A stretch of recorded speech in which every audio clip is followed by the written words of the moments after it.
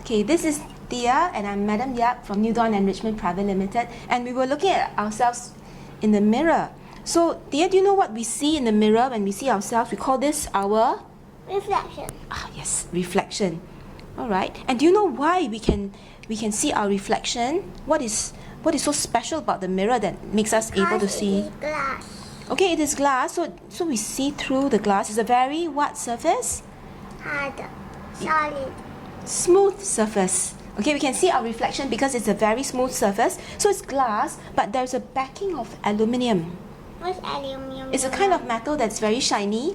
So it the light goes through and then it bounces up. Let me explain to you. Okay, come get up. Maybe stand to the side and maybe you can do this experiment with me. Okay, I'm going to put the mirror on the floor. Okay, come here. All right. So can you you press this button for the laser? Okay, and then I'm going to see whether if there's any difference in the reflection if I put it at a low level and at a higher level. Okay, do you want to try that? Low level, ready, go. Oh, okay. So we can see a bit higher there. We can see that the light from the laser hits the mirror and is reflected here. Okay, so at the low level, you can see that the light is reflected at the low level. How about if you go higher up? Your hand goes higher. Like go higher. Okay. The laser goes higher too. Ah, yeah, it does, huh? So the reflection goes higher. Okay, so let's go down lower again. Okay, so we see a reflection because this mirror has a very smooth surface. Okay, how about if I remove it and the laser light hits the rough surface of the floor? Let's try. Ready, go. Oh, we can see a bit of a patch of red, but it's kind of diffuse, not very sharp and clear image. Whereas, yeah, with the mirror, which is a smooth surface, you see a very clear and sharp image. Okay, thank you. Okay, students, let's turn to page 19 of your worksheets. You can see a diagram that talks about the incident ray and the reflected ray. So this incident ray was the light from the example just now, the laser beam, and then this is the reflected ray. Okay, so here what is trying to tell us that there's an angle here called the angle of incidence, and this is the angle called the angle of reflection. The angle of incidence equals to the angle of reflection. Alright, so when we did the demonstration just now, you could see that if we shine the light from a low angle, it is reflected at a low angle, right? So if we want to be very sure that we get an accurate drawing, we can draw what we call the normal.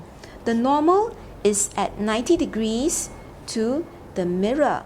Okay, and in the mirror, we usually represent with a line and this to show that this is the mirror, okay?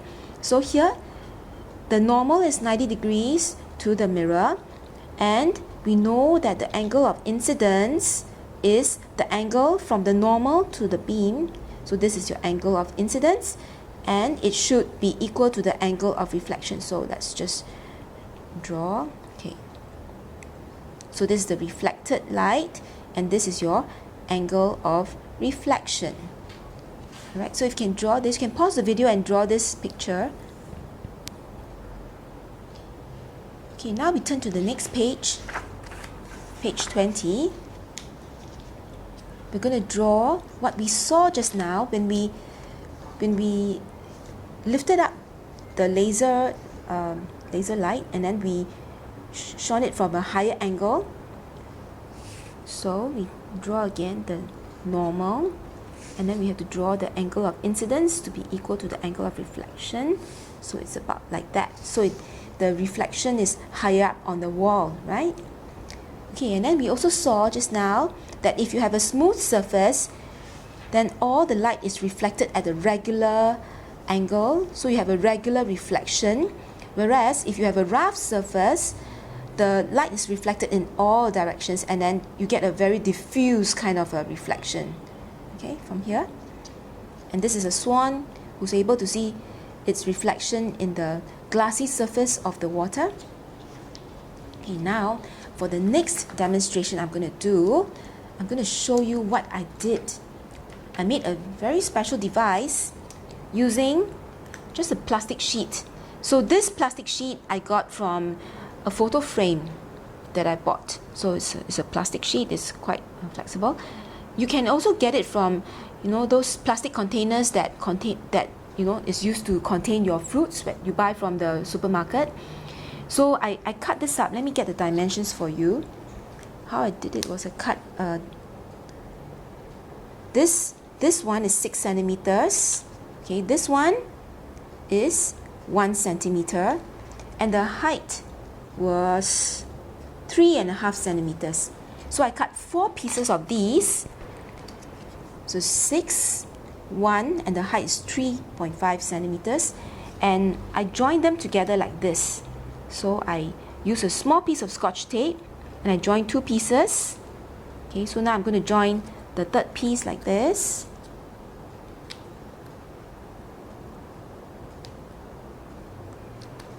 So I get something like this. Okay, and then I join a 4th piece here, and then I get this little pyramid structure. And next I'm going to show you a very cool experiment you can do with this, okay, where I put this pyramid structure on a mobile phone, and then I see what happens.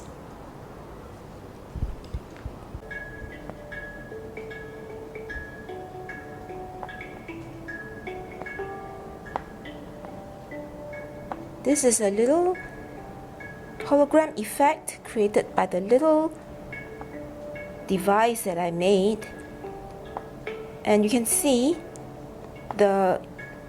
what appears to be a 3D image forming in the center of the device. And actually it is not a true hologram, but it is caused by reflection. So the image from the phone, because I'm playing a 3D hologram effect video, the image from the phone comes up, hits the smooth plastic sheet, and it is reflected into your eyes. In this case, it's reflected into the camera.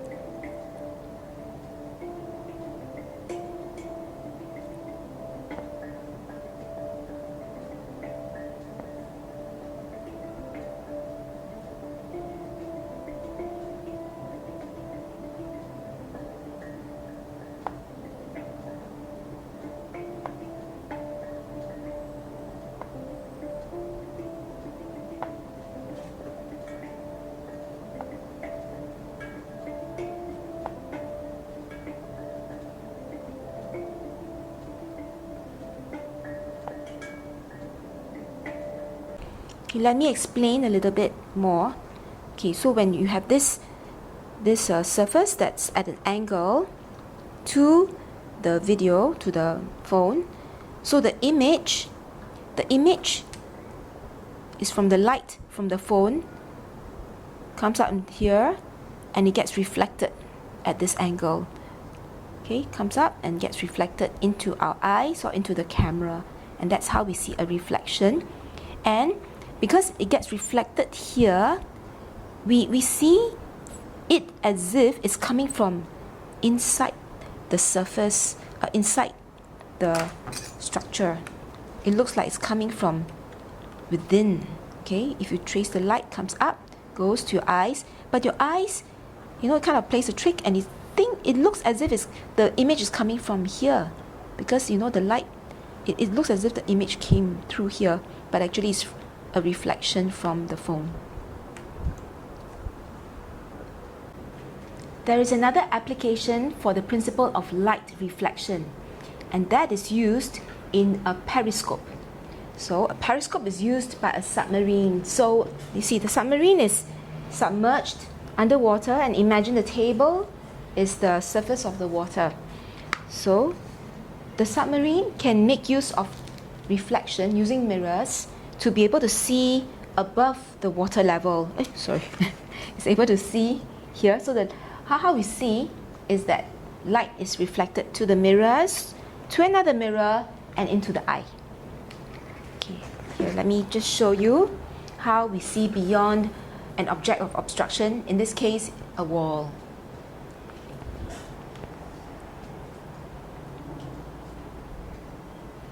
So I'm just going to move to behind this wall, and I will still be able to see you. Okay. Now, I can see you, and I wonder if you can see me.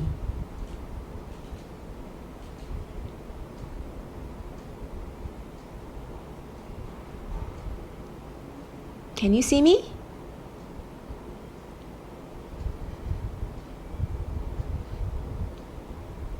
Can you see me? Next, I'm going to explain to you how the periscope works.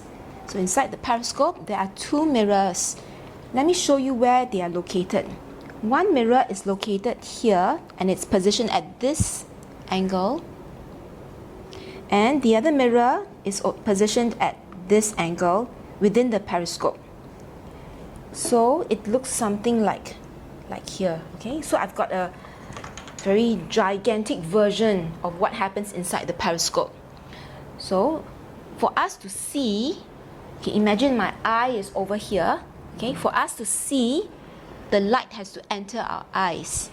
So using this laser beam, I'm going to show you, and we're going to trace the path of the light from the outside into our eye. And then our eye, my eye is over there, okay? So here, laser beam, and I actually got this this protractor drawn. There are two protractors. So I'm going to hit the mirror at a 45-degree angle, and it gets reflected at a 45-degree angle to the normal, hits again this other mirror, and we expect a reflection to be seen on the wall, which is where our eye is. So here I go. Laser beam. I'm going to follow the path of light like this. What you see is actually when I tilt the beam, or rather I tilt this little laser torch, you can see the movement of the light, the path of the light. Okay, so it goes this way, and then it gets reflected on the wall. So this laser beam represents the light that is reflected from the surroundings to the mirror, to another mirror, into our eye. Okay, same as within the periscope. Right? Next, I'm going to show you how to make your own periscope using a piece of cardboard and two mirrors. So I have two mirrors in here, and they are fragile because they are made of glass. It can be two square mirrors or two round mirrors. So these are fragile and breakable, and if they break into small pieces, there can be sharp edges or corners that can poke and hurt you. Alright, so be careful with them. And if you are working with the square mirrors, do note that these are quite sharp points, so be careful with them also. Alright, and these are the instructions for how to make your own periscope. Okay, you're given one piece, 2 pages of instructions, and you are given a template on 2 pages. Okay, so what you can do is you can either paste this template, like you cut off maybe this edge, you paste this template over here, and for the second piece of template, which are these two, you can also paste higher up over here. Okay, you can paste them, and then you follow the instructions to cut along the bold lines and fold along the dotted lines. But this will mean that the periscope that you make will have these lines and these words on the surface of the periscope. So if you do not want that, you can do what I'm doing now, okay, which is I have cut the template. Let's see, yes, and then I decided to place them along the edge here, so I have fewer fewer cuts to make. So I trace out the template, and then you know where the dotted lines are, I put a little mark where they are, okay? And then also the same with this, I trace out, and I put them just next to each other so I have less to cut. And then, you know, where the dotted lines are, you can put a little mark. So now I'm going to join the marks together. Okay. So this was where the dotted line was on the template. And here.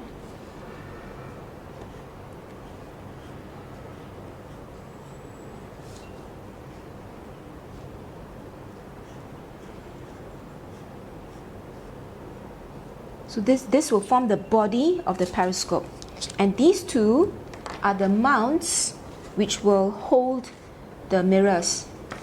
So I'm going to just join the dotted lines so I know which parts to fold. Okay. Next, you cut.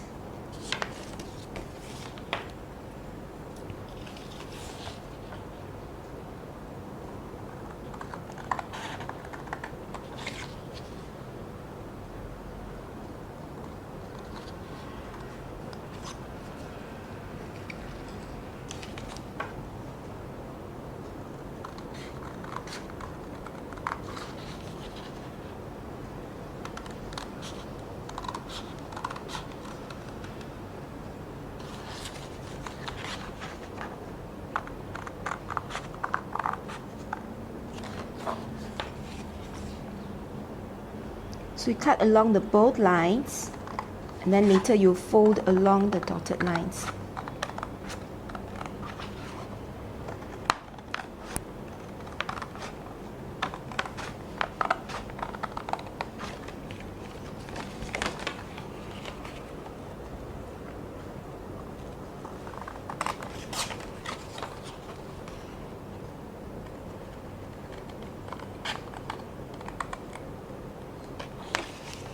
So I've cut out the body of the periscope.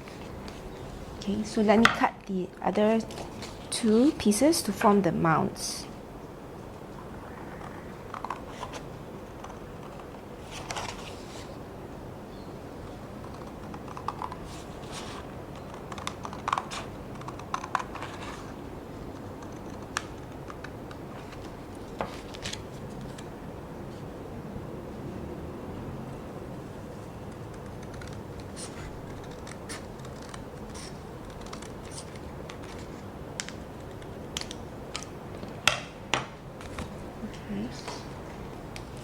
So I've cut out all the pieces that I need.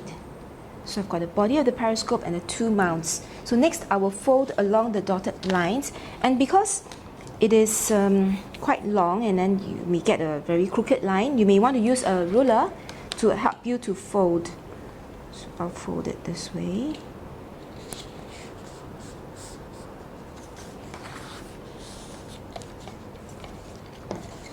So what you do is you fold to form like a cylinder, but it's more of a squarish kind of cylinder, I suppose.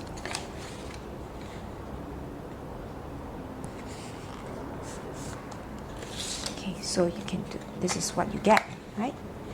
And then you can use a sticky tape to tape up this part.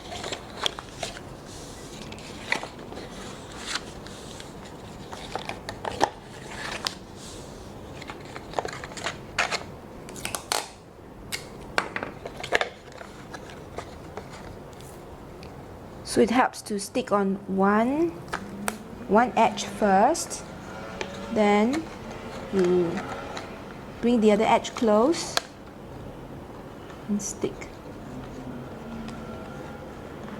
And then helps to cut smaller pieces of tape so you don't get them all into a mess.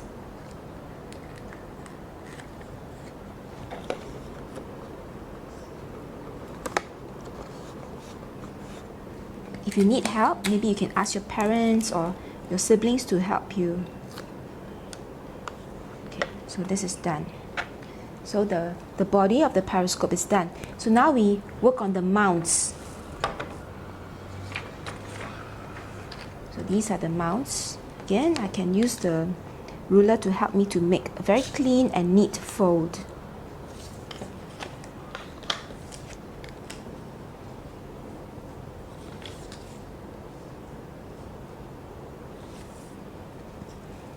And after you folded it, you can see that it forms a right angle. It forms a right angled triangle. Okay. Then I'm going to tape up the two ends. I can put on one side and bring the other end close neatly, and then I tape it down.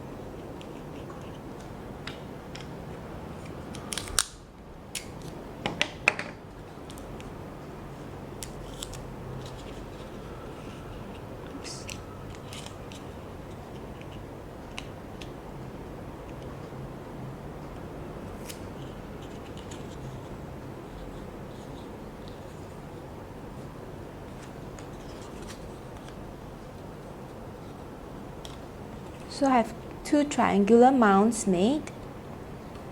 Next, what I'll do is I'm going to stick the mirrors onto this flat part. You can either stick a round mirror or a square mirror. Okay, so what I'll do is I will take a piece of tape. Okay, so the sticky part is below, all right? Then I'm going to make it into a loop.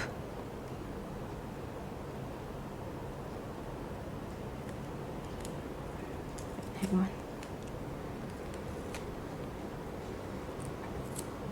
Okay, you may want to see I form a loop where the sticky part is on the outside.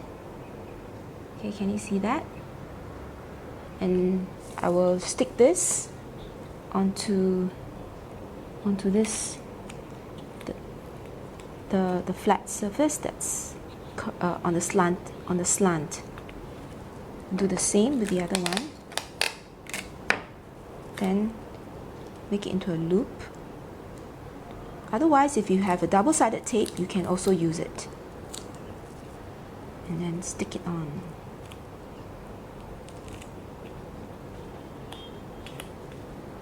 Okay, I'll just use the round mirrors. Stick it squarely in the center. The other one as well. Okay, so this is what I've got so far. Now, what I'm going to do is to assemble the periscope. So what I'll do is I have to put the mirror at an angle. So this is a right angled triangle here, and so it is at an angle of 45 degrees Celsius. 45 degrees. Okay. So I'm going to put it like this, and I'm going to put tape around the edge here.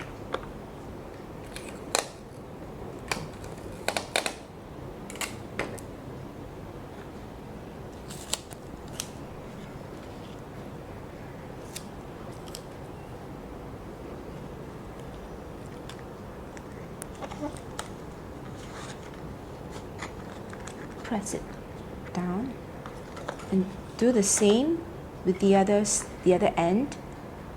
Place the mirror like this at an angle. Get some tape.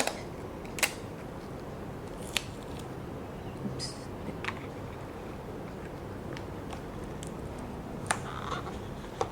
Press it against the sticky tape. And voila! My periscope is done. So you can decorate your periscope if you want to. And I'm going to try and see if I can see you.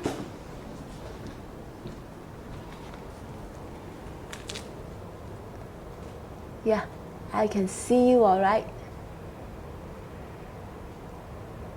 Okay. Next, we are going to learn about refraction of light. Refraction is a different word from reflection. So what is refraction? It is the bending of light as it travels from one medium, or one material, to another. It is caused by the difference in speed when light travels through two media or two materials of different densities. Okay, so take for example, this is a perspex block or a plastic block. So when light goes in, this is called the incident ray. When the light comes in this direction, it is bent towards the normal. Okay, why? Because it is traveling from a less dense medium, which is the air, to a denser medium, which is the perspex block or a plastic block. And next, when it exits the block, it is now bent away from the normal. Now, do you remember what the normal is? The normal is perpendicular to this plane at which it enters, okay? And then it is now, this is your normal, and now the light is, the emergent ray that comes out of the block is now moving away from the normal. Now, in order to, for me to kind of predict, or rather to know which direction the rays move, I like to use a toy car. So this is my daughter's toy car.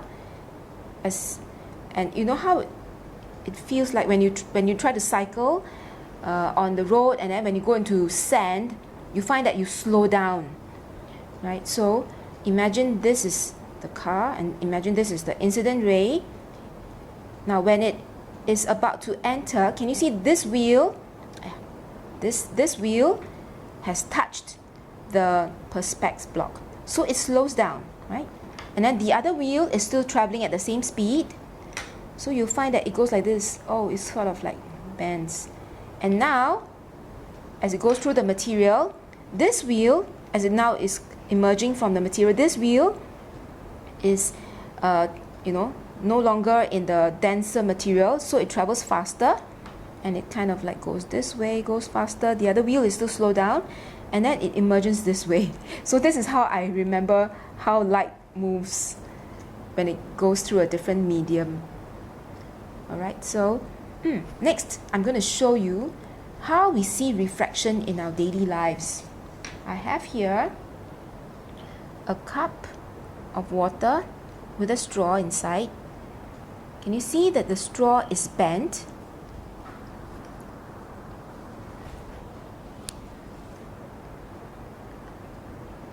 Okay, maybe you got to see from here. The straw is bent here.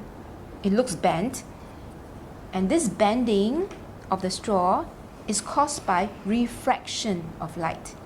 So now we know refraction refers to light traveling into a different medium, either denser or less dense, and then because of a change in speed, the light travels, because of the density, light travels at a different speed, and we see some distortions. In this case, the straw looks bent. So let's take a look and see what it looks like on paper. So this is a straw, right? This is a straw, and because the light, when it is moving out, when it is emerging out from the water, it gets bent like this. It gets bent, right? But the eye perceives it to be over here. So we see the straw, the end of the straw over here, okay, and it looks bent now, right? Okay, so this is the actual straw, but now the straw looks bent in water. Similarly, this is the reason why swimming pool floor looks closer to you than it actually is. So we have a ship here and a person standing here. He's looking down at the treasure chest on the seafloor, but it looks to him to be over here when actually it's over here. So the objects in water always look shallower or closer to you than it actually is. So it is dangerous to look at a pond and think, oh, this pond looks shallow, I'm going to just jump in. It will be deeper than it looks. Okay, so what happens is that the chest, you know how when we see objects, it's because the light enters our eyes. So the light is reflected from the chest, And as it exits the water, it bends this way. It bends towards the away from the normal. And to the person standing here, it looks as if the object is over here, but actually it is deeper. Now we're going to do a little magic trick. It's called the reappearing coin. So I have a cup, coin, and a cup of water. Here I have a cup with a coin inside. I'm just going to move it until you do not see the coin. Okay, so just the moment when you don't see the coin, okay, you can actually play a little, like a trick on your friend. So you get your friend to stand where you are now, to look at the cup with the coin, and then you tell them to tell you when to stop when they just do not see the coin. Next, I'm going to get the cup of water and I'm going to pour in. So what do you think will happen? So I'm going to pour the cup of water in here. Okay, looks, I hope I don't spill it.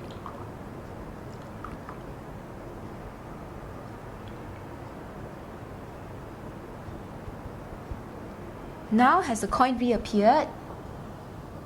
Okay, so that is our reappearing coin experiment. Now we're going to learn about how we see objects around us and how we see colors. Now, white light can be split into its 7 components by a glass prism. So I have a glass prism here. Okay, and this is because light components travel at different speeds in the glass prism, so they are refracted at different angles and separated out. So we can see when the light enters, it will move at different speeds for the different colors of light, and then as it exits, you can see the whole range of light from glass prism. Okay, so I'm going to show you an experiment that I will use, where I will use a glass prism to split sunlight into 7 colors.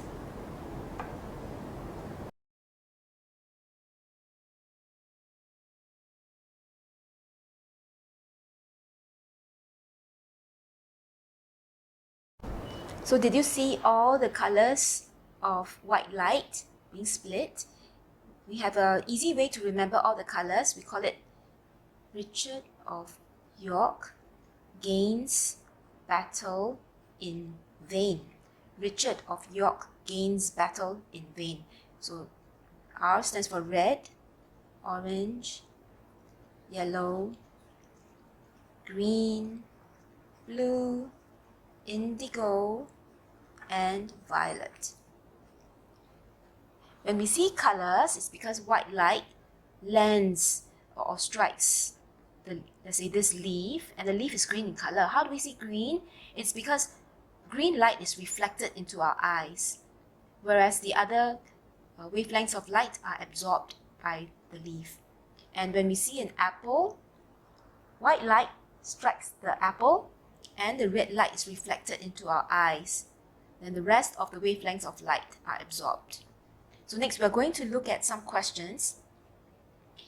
The diagram below shows reflection of light on a smooth surface. What is the angle of incidence? Okay, so do you want to pause the video and think about this answer?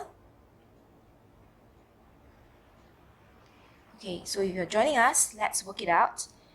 You remember what angle of incidence is? First, we draw a normal. So this is the incident ray, and the angle of incidence is here.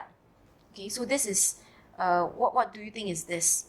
Okay, we also know that the angle of incidence equals to angle of reflection. So this is the angle of incidence, angle of reflection. So from knowing the angle of reflection, we can know the angle of incidence. So this is, the normal is 90 degrees. So we take 90 minus 48, we get 42, right? So this angle of reflection is 42 degrees. And then, since the angle of incidence equals to angle of reflection, the angle of incidence must be 42 degrees. So the answer is B. Let's take a look at the next question.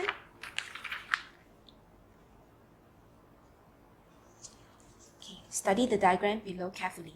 a ray of light was shone on a mirror in a dark room. So this is the mirror, right? The mirror in a dark room. Which tube would allow you to see the light when you look through it?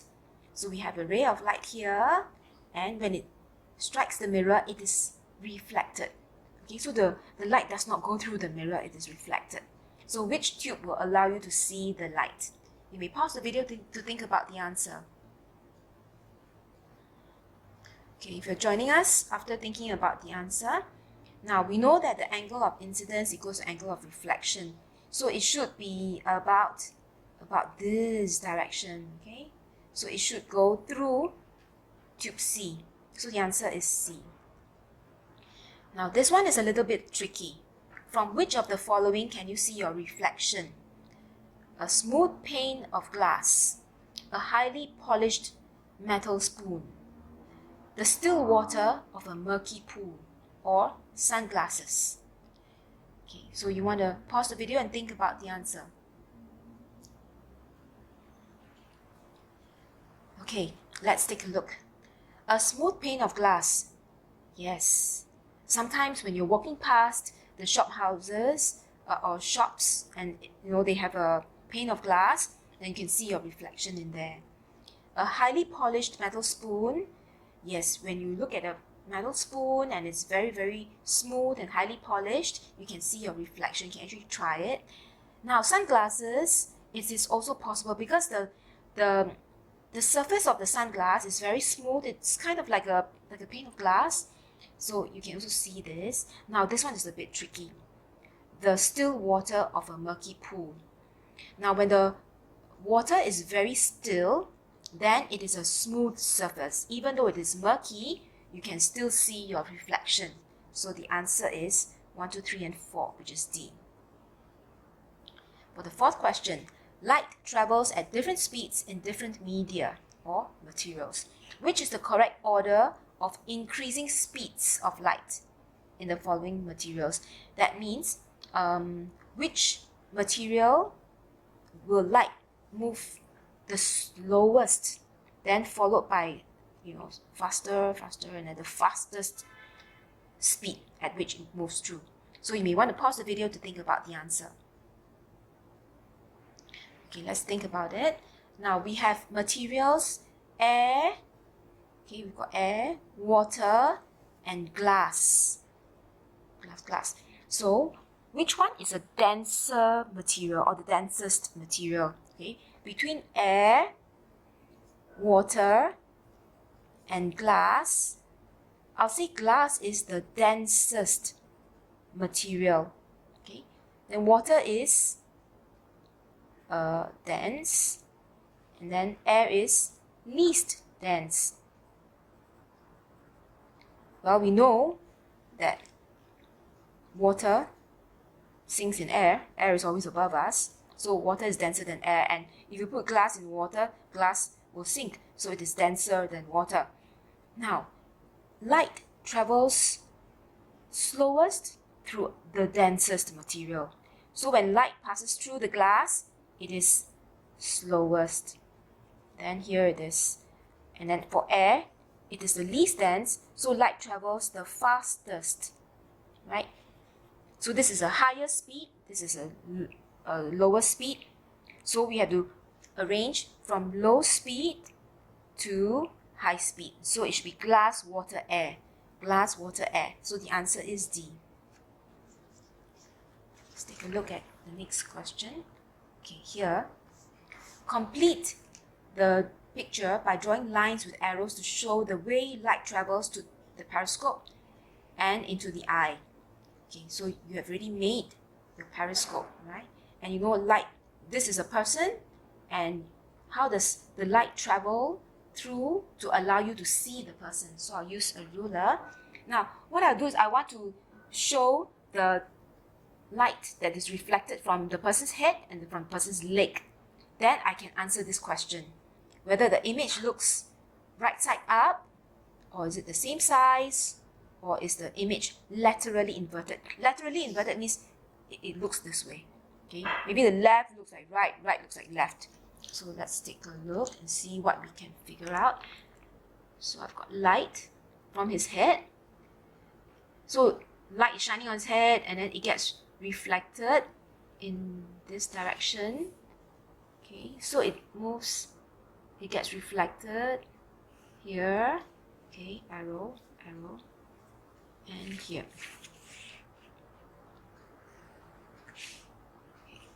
Then his legs are represented with maybe dotted line.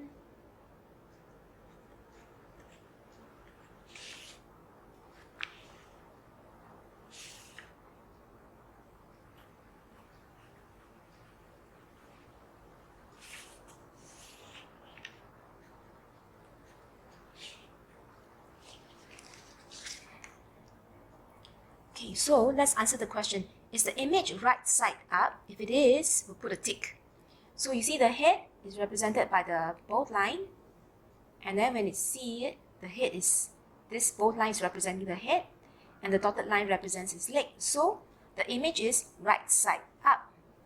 And is the image the same size? Yes, it does look like it's the same size. But is the image laterally inverted from left to right? Right? No, I don't think so. It is not laterally inverted. Well, you can check it with your periscope to see whether if the person looks like the left hand suddenly went to the right side. Okay. We've got 2 more questions here. For section B, if you get 1, 2, and 3, 1, 2, and 3 correct, you put A. If you get 1 and 2 correct, you put B. If it's 2 and 3 correct, you put C. And if only 1 is correct, you put D. Okay, so the question is, what happens when a ray of light travels from air into a block of transparent glass? It is absorbed by the glass completely. I don't think so, because it is transparent, so it should not be absorbed by the glass. It bends towards the normal. So when it travels from air into a denser material, okay, so this is a block of glass. So the ray of light travels, it should bend towards the normal. It bends towards the normal, yes. And it travels with a slower speed, yes. Because the glass is a denser material, so the answer is 2 and 3, which is C. I forgot to give you a chance to think about it. How about question 7? Why don't you think about the answer and then we can go through together. Okay, earlier at the start of the lesson, I mentioned that you can see a reflection clearly if the surface is smooth and then the reflection is very regular, then you can see, which is over here, right?